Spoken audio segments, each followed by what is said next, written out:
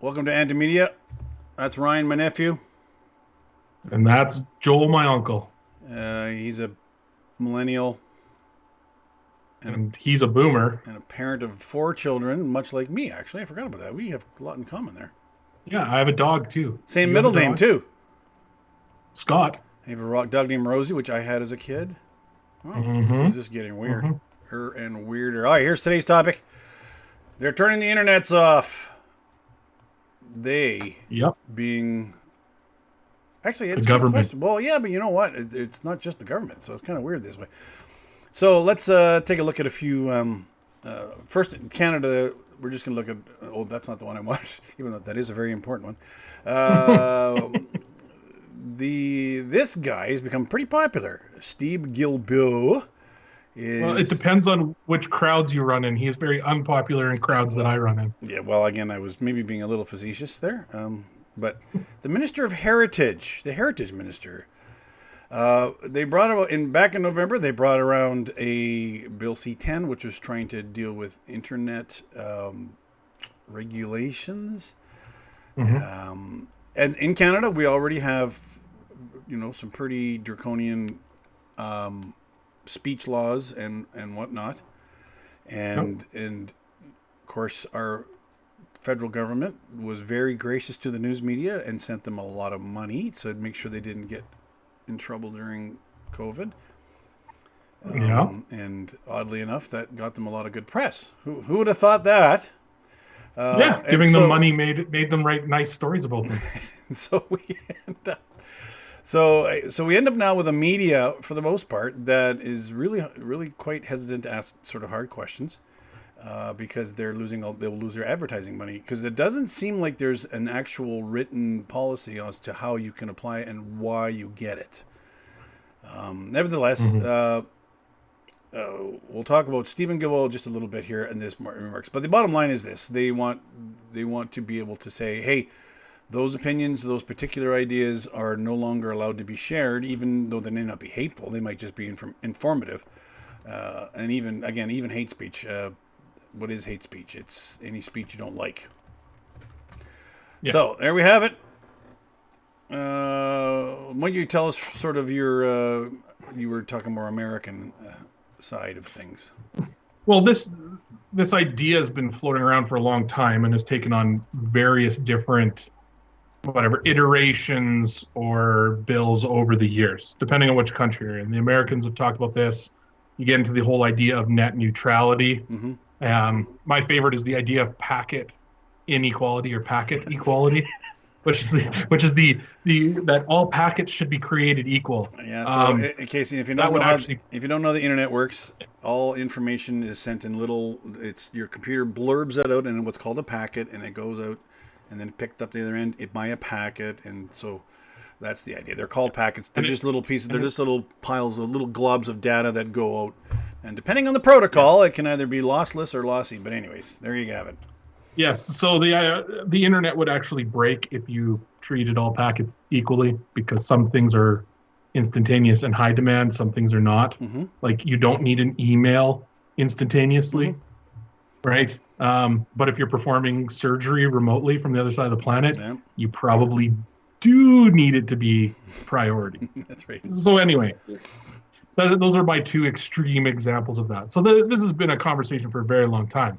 Now the issue here is there's been lots of hubbub around Twitter or Facebook deplatforming people and censoring speech. But this is our wonderful government in all of their wisdom deciding that it is their job by law to just outlaw stuff before it happens. Right. Now, again, the internet is full of stuff that's technically already illegal. So, Hmm. there are many things that you can't do on the internet that are already just by your own legal code of your own country, you can't do. But, when it comes to opinions and information, that's a whole different ball of wax, which, again, is what we're looking at that they're thinking of taking it away. So let's go to China. Remember back Hmm. when COVID first broke, there was a famous doctor in China that broke the story. His information went out on their equivalent of Twitter. And The Weebos, the yeah, the Weebos, I think it Weebos, was. yeah, and then they shut him down because the government shut him down. Said, "Oh, sorry, that's information that's not true, or that's information that we don't like." They actually said it wasn't true. They actually again used the phrase "it's fake news," and of course he ended up being absolutely correct and ended up dying from COVID, which is odd because he wasn't that old. So, take it or leave it there.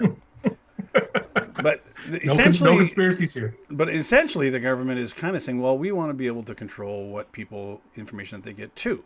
And so then, but we're just trying to protect people. So this is very China-like, very propaganda protecting, right? Like, so it's odd that in Canada we're talking about this, but starting with our hate laws, where you weren't allowed to actually say things offensive, and now Jordan Peterson's whole battle with compelled speech. The idea that they Bill C-16, and now we're at Bill C-10, which is what this one is that they can actually control the information as well. So. Now, because this is also the domain of very large corporations, this is where it's not just the government.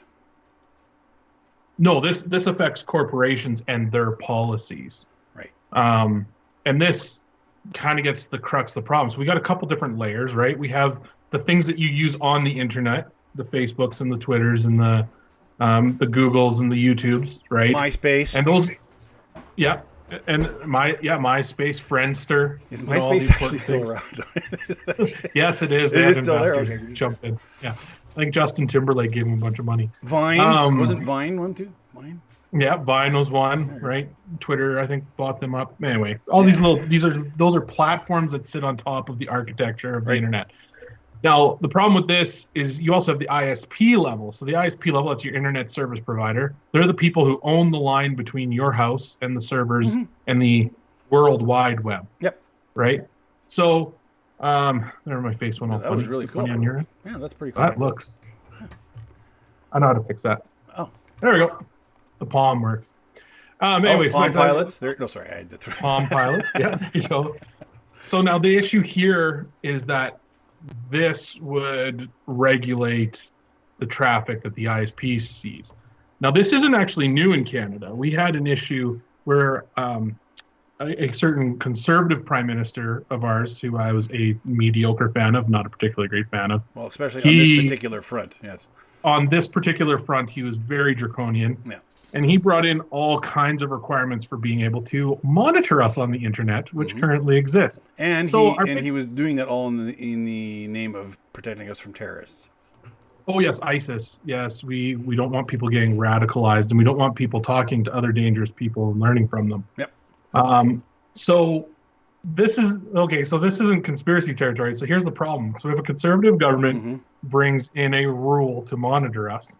And then about 10 years later, we get a liberal government who, under the guise of hate speech and misinformation, because a lot of this has to do with misinformation, because they also want to license official media, right? As anti-media, we don't have to worry about that because we're not the media. We're the opposite of it. That's right. We are disorganized and unprofessional. That's right. Unlike them. So this creates a scenario where the architecture already exists for them to monitor everything we say. And then now they're actually going to enforce what we say.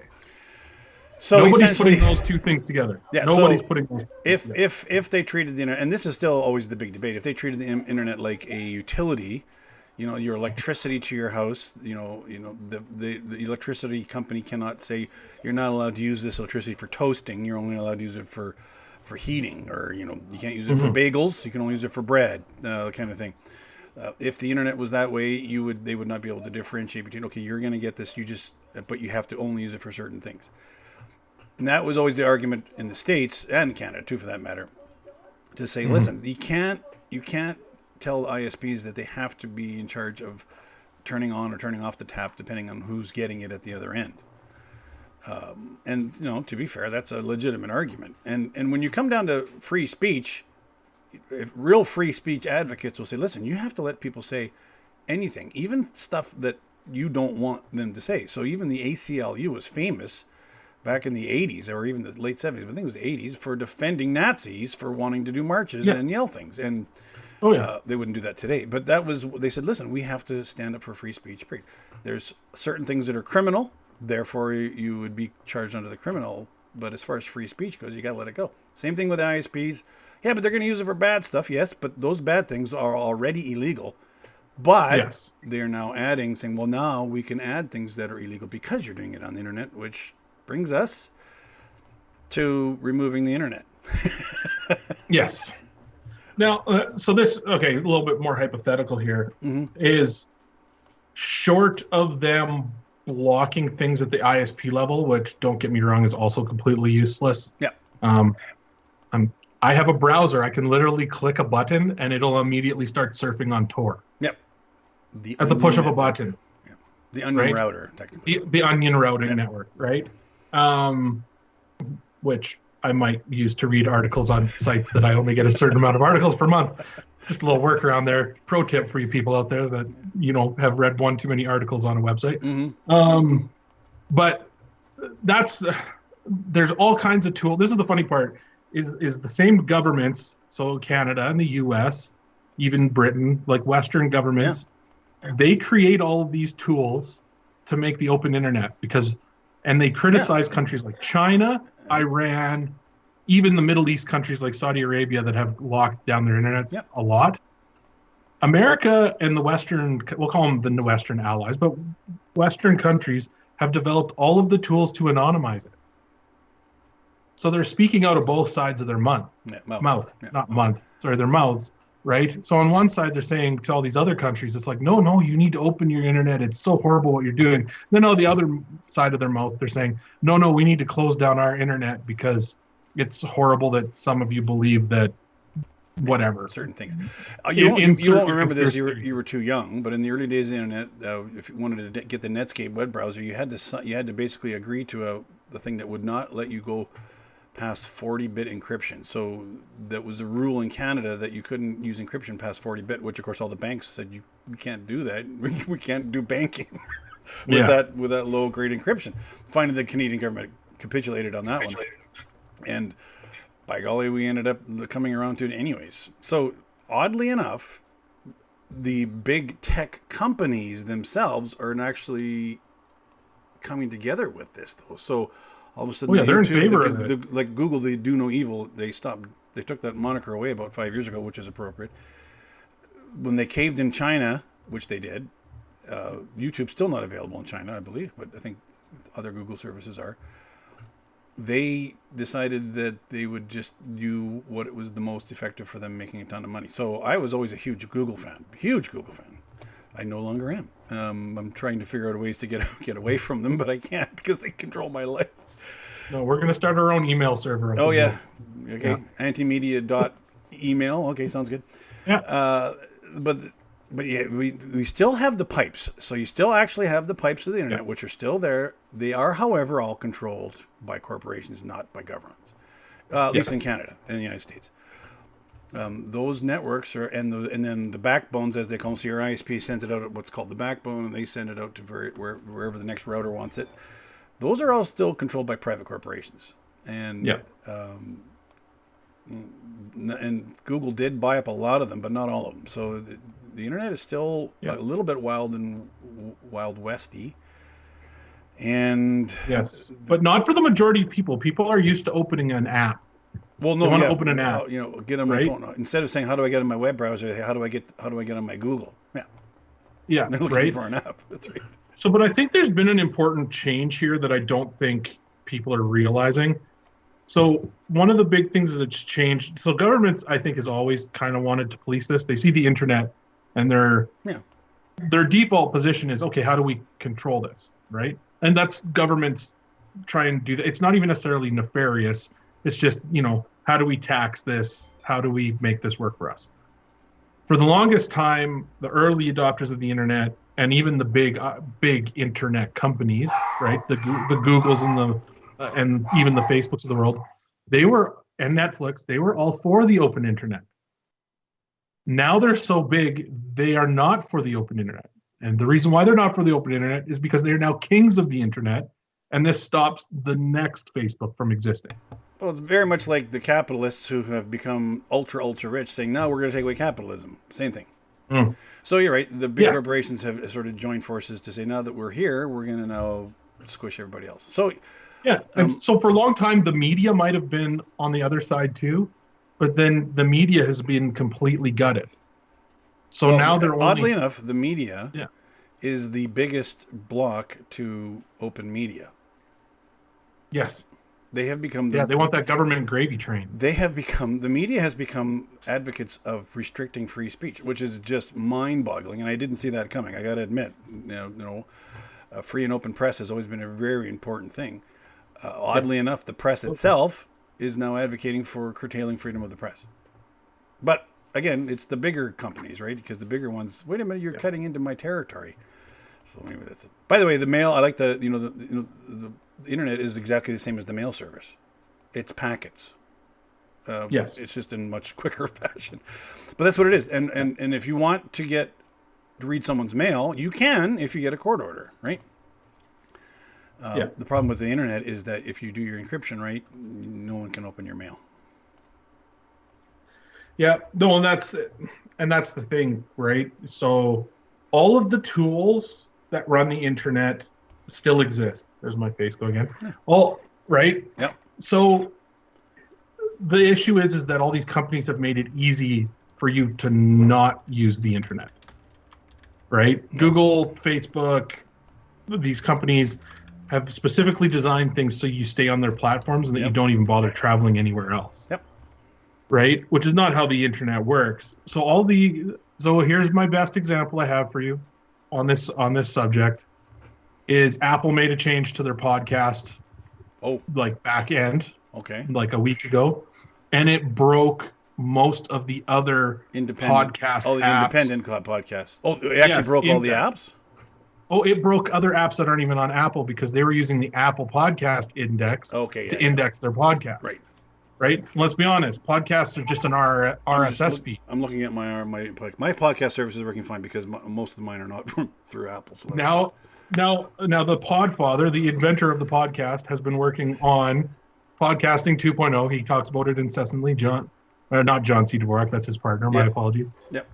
Adam Curry has been working on it with a bunch of people. And they have a whole new podcast index, and that's actually what saved a bunch of these podcasting companies. Yeah, so I'm at No Agenda here. No Agenda social registration, is that what that is? No, that's if you just have a regular RSS feed, I'll show you what an RSS feed looks like. That's what it looks like. That's the and any podcast catcher can grab those normally. So now is Apple still allowing regular feeds into their podcast app? Yes, I think they fixed it for now, but the writing's on the wall that they're just going to stop because they left it open. So instead of people, so you've been in podcasting for a long time. So this is about the internet. When you first started, it was just you had to go find the podcast you wanted and subscribe to the RSS feed. Usually on a website, yeah. Right now, most people go to their podcast app and just look it up. So there's a couple indexes out there. But this is the problem. Apple had the largest index because they were the first popular one. So this is the problem when a large corporation runs things, right? Yeah, they start controlling it. And then when they lose control, they don't like it. Yeah. Well, or in this case, Apple doesn't care anymore. Oh. There's no money in it. Well, that's true. There's no money in podcasting. That's true. Why are we providing this service for free? Yeah. Right? So the idea of collaboration and innovation on the internet is completely gone from these big corporations, and this comes through in rules like Bill C-10 because you're going to see companies come out in favor of it. Yeah. Right. So here's Tim Berners-Lee, who you mentioned, the inventor of podcasts, but here's the inventor of the internet, and he's trying to actually redo it. He's doing a venture project as he's going to try to get deals like privacy issues, net neutrality issues, hate speech, market concentration, blah blah blah. He said we have gone horribly wrong, and the horribly wrong part is government intervention and big corporation intervention. That's where it's gone wrong, and we can see the benefits of it. We can see the incredible amount of resources you can utilize, but also the control. People want to control it. So Tim Berners-Lee, the inventor of the internet, is trying to start a new internet. We'll see how that goes. That's already like a year old, so I'm not sure how that's going. Yeah, we'll see. Well, whenever they say they want to combat hate speech, they're way too lazy to actually charge people. Right.